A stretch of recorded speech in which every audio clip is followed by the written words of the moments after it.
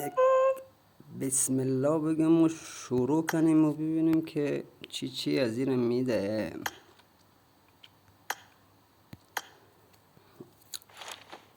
امیدوارم فقط دومیز 6 تا متریال دارم بزنم، 6 تا نه 3 تا. یک به امتیازی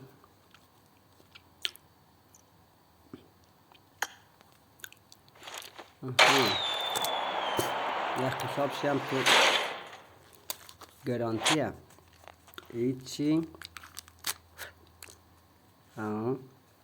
خشاب چی هم چون داد، این خیلی خوبه.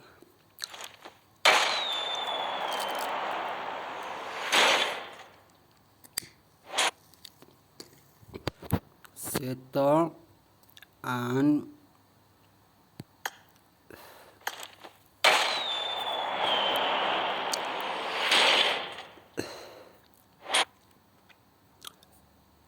ایچی ان اینیم بدر 50 تا بیدی دیگه. این 24 رو باید ده همین جای ده دودن امتیاز، همینجا باید بیدی، اصلا نذار جای دیگه، اصلا ما رو نکشم اون برا.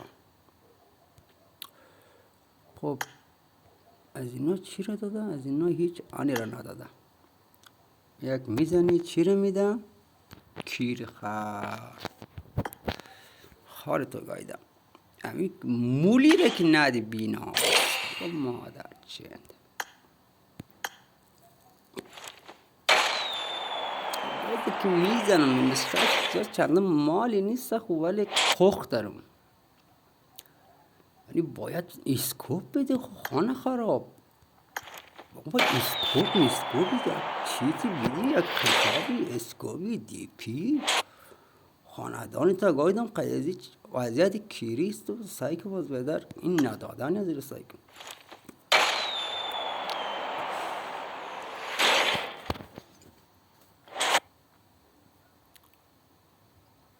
اسکوپ ما را تیرش چیز دیگه تو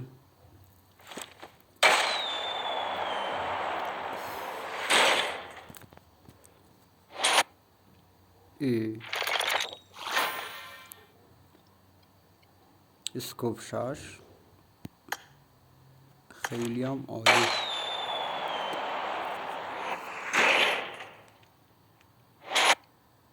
یک چیزی ویندوز ردات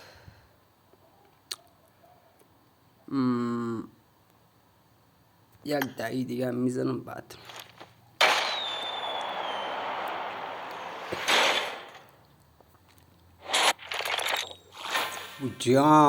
جان دا جگر جانم این میرقم که ببینی چی کنی. فقط دیگه همین نوکرتم هستم.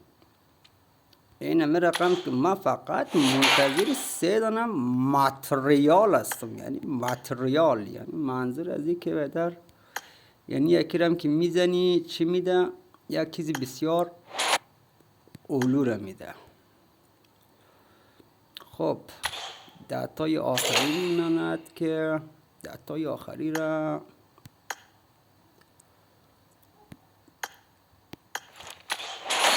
تکیش که بیدیم.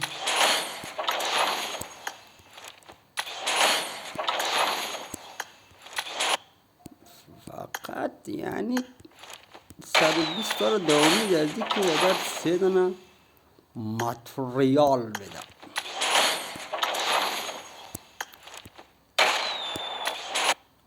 خب چند شد؟ 17 اسکوپ دیگه 18 19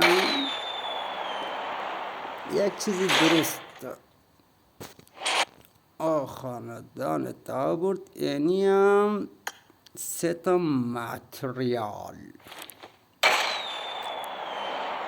به این میگن یک کلید اوپنینگ بصرفه.